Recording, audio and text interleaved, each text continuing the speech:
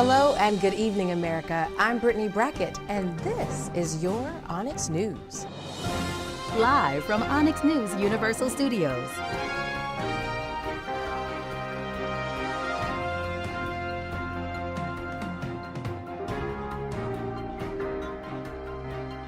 Coming up next. Harvard faces lawsuit claiming shameless profits from photos of South Carolina slaves. Family seeks change a year after Stephon Clark's death.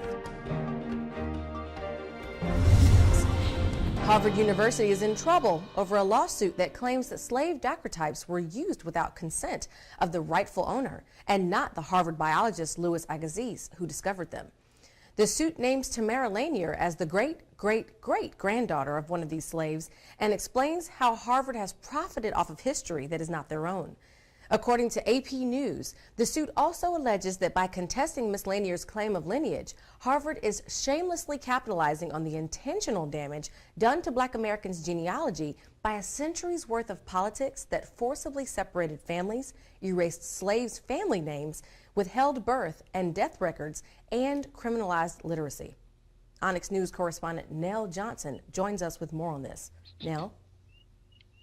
Brittany, you're right. Tamara Lanier has contacted Harvard, letting them know that she is the great-great-great-granddaughter of Renty and Dahlia, those slaves, and that she wants to know exactly what their intentions are with those photos. And she's also given them information in regards to her being directly connected or directly a direct descendant of Renty and Dahlia through DNA. So that has been proven, and she wants to know exactly what they're going to do with those photos. Of course, and I can understand that because Harvard has actually already used these photos and they obtained a very expensive, hefty license to do so. So my question is this to you. Has Harvard actually publicly acknowledged the relation of Lanier to Renty and Dahlia? They have not, and to do so would give her more credibility in the lawsuit, which means that she would, they would be responsible for what she's asking for, and she is asking for some monetary, some restitution, yeah, from that. Yes, for that. Excuse me, simply because that's her family, and they have done that for so many years in portraying them as subjects. And she said Renty and Dahlia has been a slave for 169 years, and that's illegal because slavery was abolished with the 13th Amendment. Right. So technically, she's saying that they didn't have the rights to take these pictures and to hoard them, so to speak, and not even really reach out to any of the descendants, any of the people that actually might own these pictures outside of Harvard. So my question is, how could Harvard really suffer besides having to pay money? I mean, the money, I'm sure, to Harvard is not that big of a deal, but how else could their reputation suffer from this? Well, critics say Harvard could suffer by not giving her the photos. Now, and they also say if they were to relinquish those photos to her, it would build more credibility to Harvard by them acknowledging their part in slavery, and that it would allow people to see that they are trying to make a headway or to embrace the fact that it happened, embrace that they were a part of it, and they are trying to rectify the situation. Well, and because of that, you know, rectifying the situation, some people think that the photos would belong in a museum, because Lanier really hasn't explained what she plans to do with them. So have we talked about what's going to happen to the pictures once, or if she gains custody, so to speak, of these pictures? Well, she wants the pictures back, and then when she gets the pictures, she wants to tell the real story of her family and not not what's been portrayed by Harvard. And she has not talked about putting them in a museum. I'm not really sure that's what she wants to do. Other proponents say it's her photos; she should be able to do whatever she wants with, and that would you want your family displayed in a derogatory manner, such as slavery, as how hard and brutal it was? And make money off of these pictures. And Harvard made money. Exactly. exactly, make money off of. So proponents for Harvard giving back the pictures say it would be a good thing to help Harvard's name, and Hmm. for her to tell the story herself, and then and perhaps she might put them in a museum with her story, not the story that Harvard has portrayed. But right now it's still up in the air. Well, I'm interested to know if Harvard actually has exclusive rights to this picture because, for journalistic purposes and educational blogs and things like that, they did purchase the rights to be able to use this picture. But I just wonder what happens when the license expires. Nell, what's Well, gonna happen with that? So, Well, they not said anything about a license, even though the person Agassi, he did commission the pictures. He worked for Harvard, but Renty is no longer here, and the known relative is Lanier. well, do we know who they So, purchased the licensing from?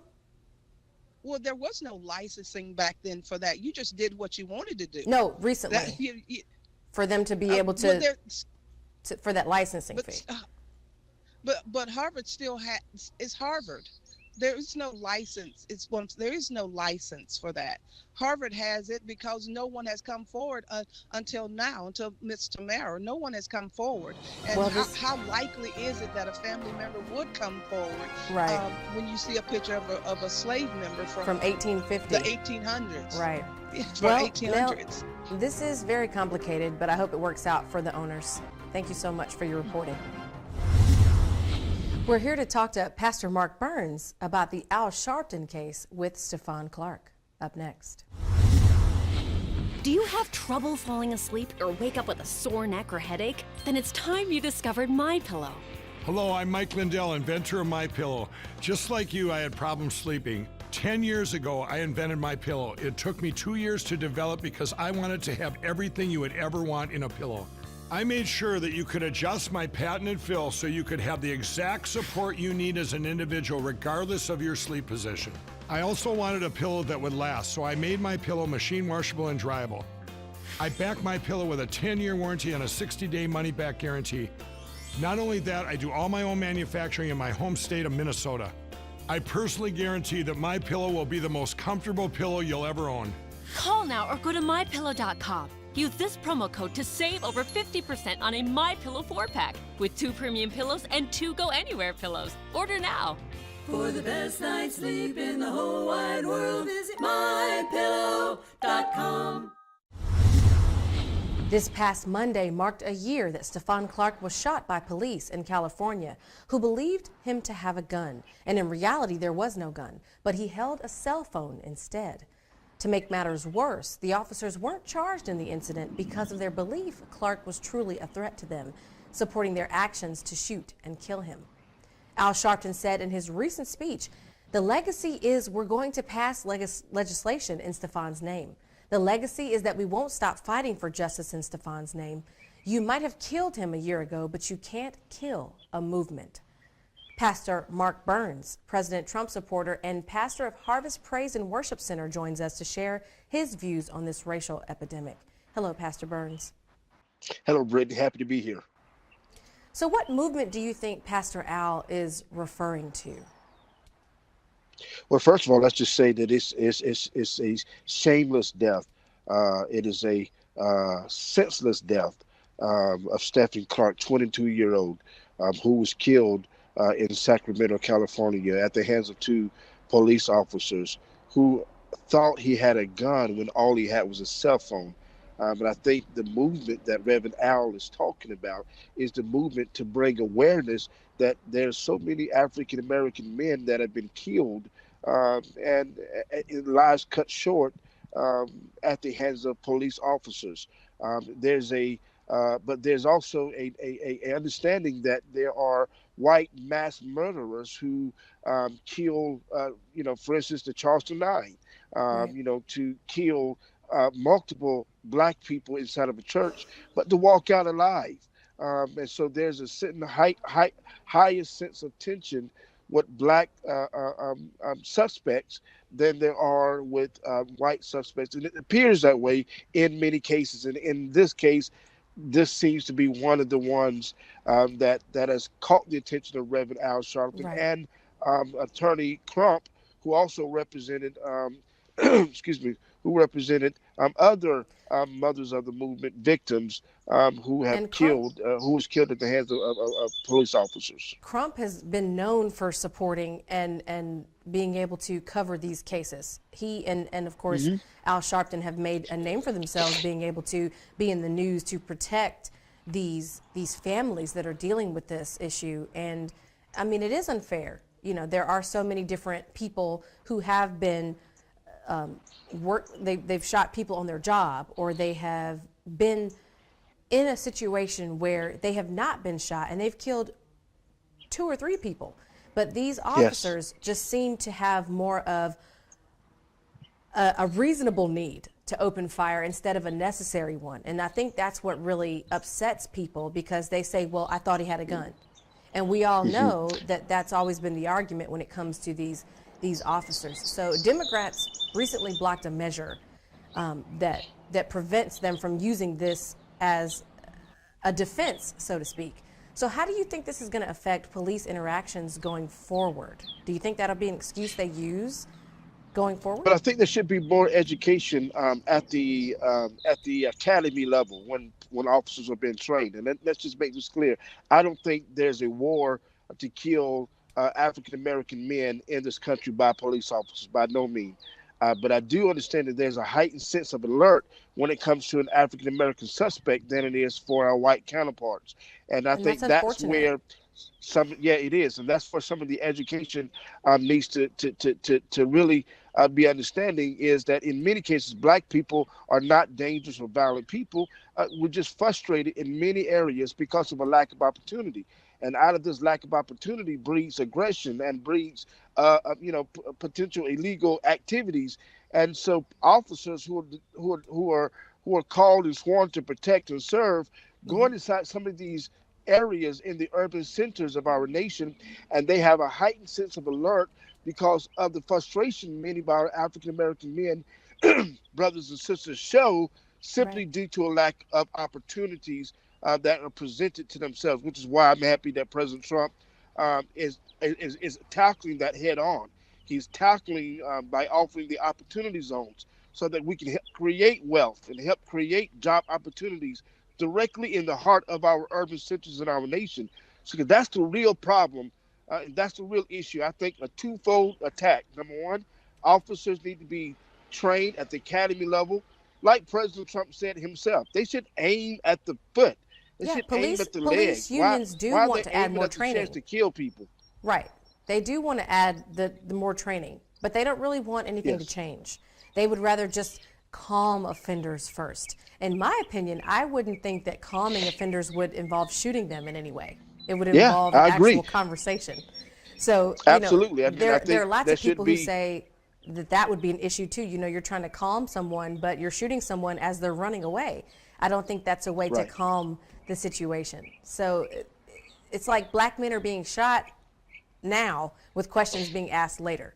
And then, like you said earlier, with the Charleston 9, Dylan Roof, who, shoots 9 people, but a Black boy with Skittles and a cell phone like Trayvon Martin deserves to die as he runs away. You know, where's the equality in that? Right. But anyway, Pastor Mark Burns, it's always great to have your opinion. We thank you so much for your time, sir. Honored to be here. A Black man is accused of falsifying his visit to the movies. Up next. Do you have trouble falling asleep or wake up with a sore neck or headache? Then it's time you discovered MyPillow. Hello, I'm Mike Lindell, inventor of MyPillow. Just like you, I had problems sleeping. 10 years ago, I invented MyPillow. It took me 2 years to develop because I wanted to have everything you would ever want in a pillow. I made sure that you could adjust my patented fill so you could have the exact support you need as an individual regardless of your sleep position. I also wanted a pillow that would last, so I made MyPillow machine washable and dryable.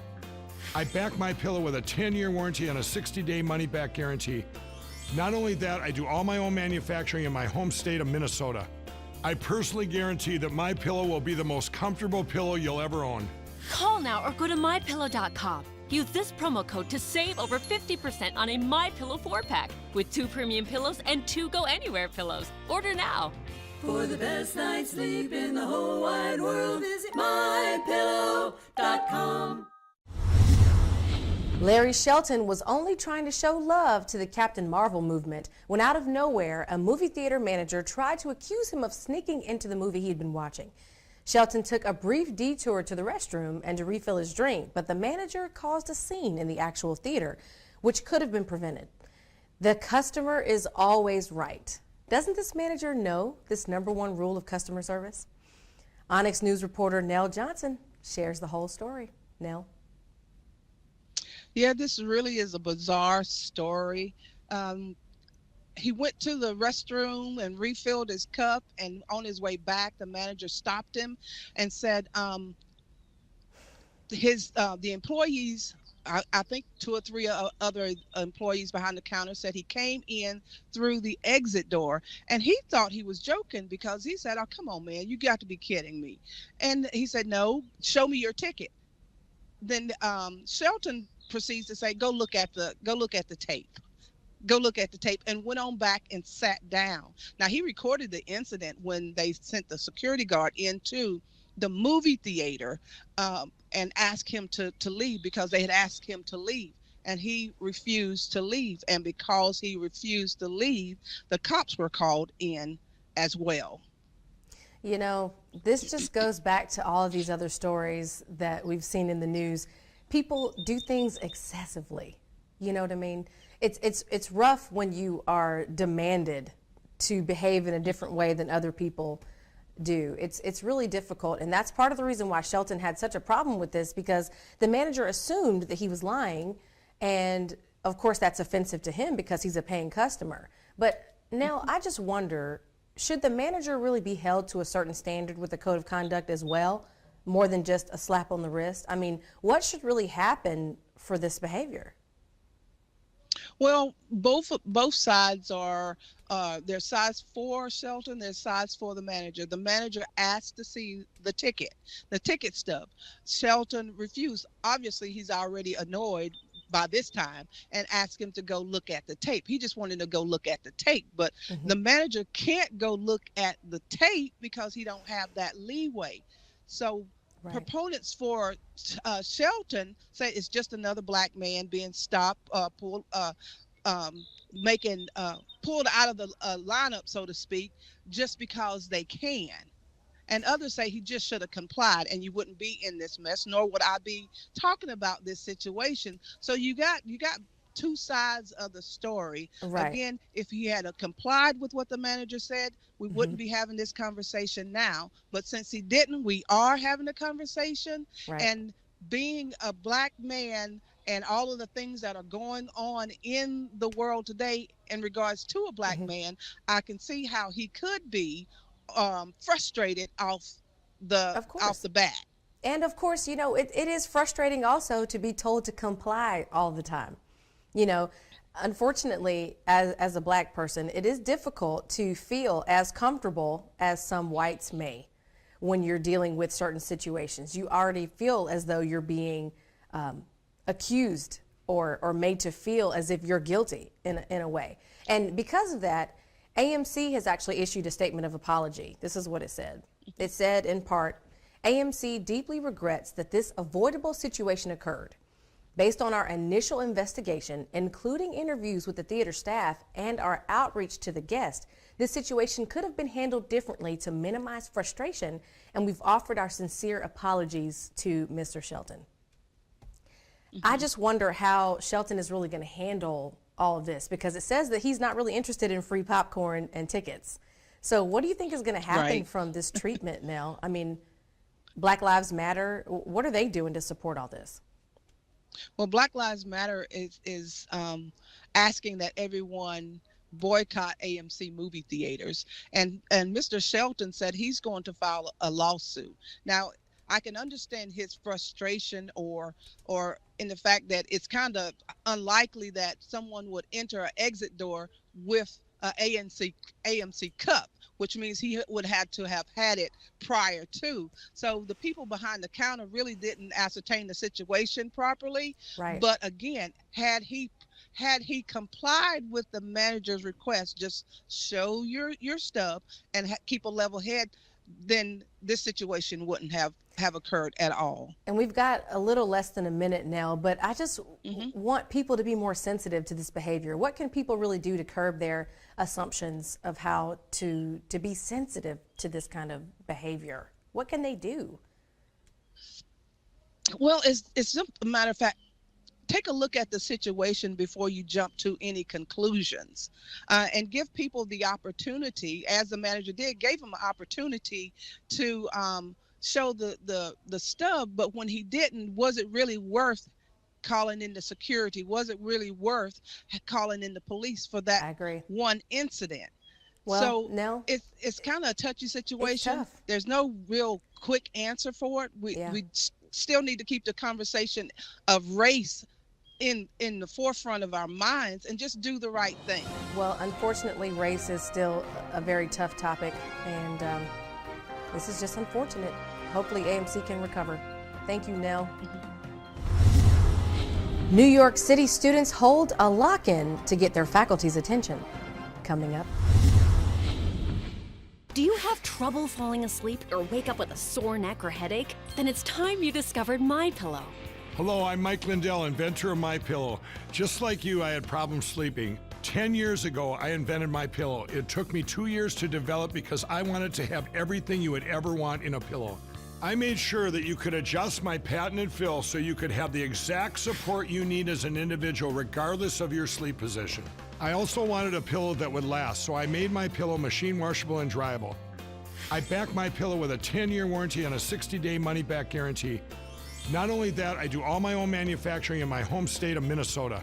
I personally guarantee that MyPillow will be the most comfortable pillow you'll ever own. Call now or go to mypillow.com. Use this promo code to save over 50% on a MyPillow 4-pack with 2 premium pillows and 2 Go Anywhere pillows. Order now. For the best night's sleep in the whole wide world, visit mypillow.com. The youth group of students of color Matter in New York State has had enough.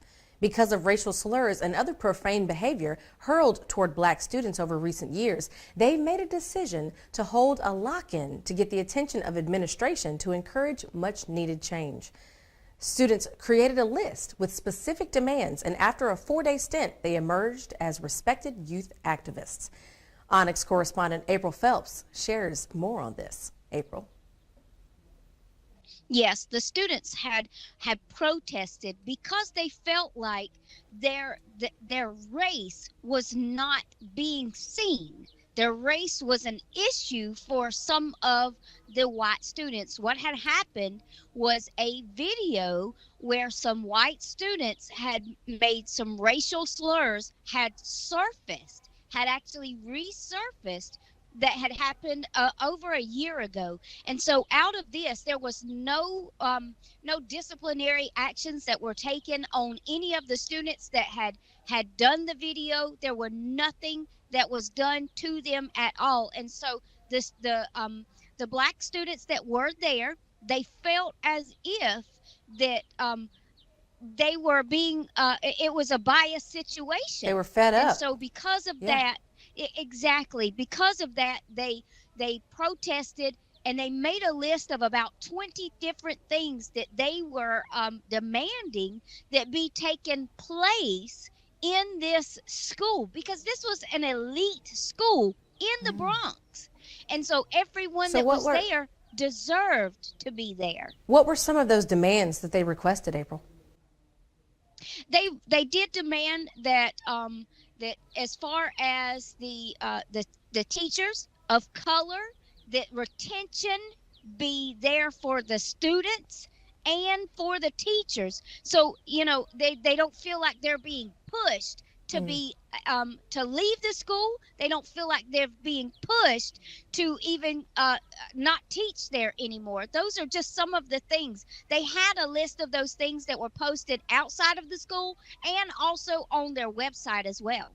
Well, you know, as a student in the past, I know for me personally, it was always an issue for me to see teachers that look like me, because sometimes it does help you with your learning experience to be able to see teachers and faculty that look like you.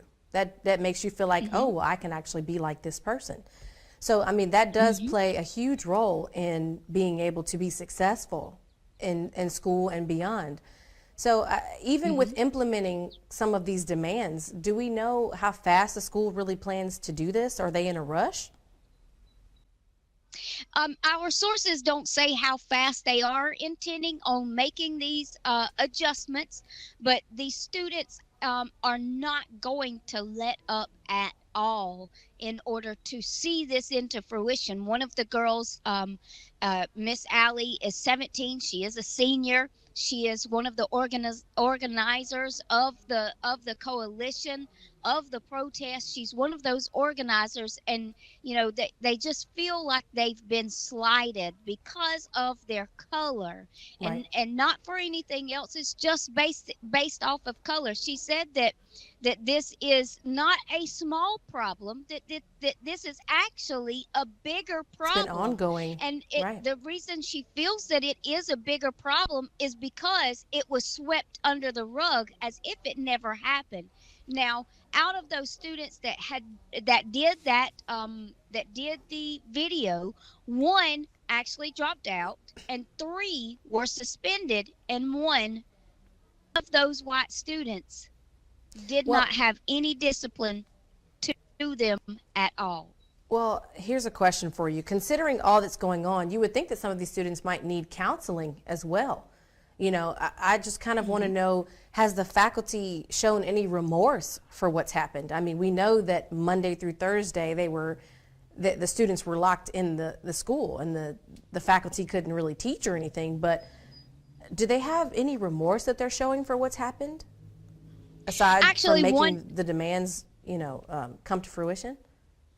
Right. One of the faculty members, one of the teachers, she did state that that this was a sad situation, that this was actually a part of reality of that school. And so they do seem remorseful for this, and they're seeing the side of those students, of that coalition of students that banded together. These are our future leaders that actually banded together and stood their ground That's for true. something that they knew that That's they true. deserved. And because they stood their ground, and they for what they knew they deserved, they in turn got exactly what it was that they were in need of. Well, This it's wasn't really just a upsetting. want for them, but it was It's a really need. upsetting that these students had to go to these lengths to be heard, April, but we appreciate your work. Great work on the story. Thanks so much, April.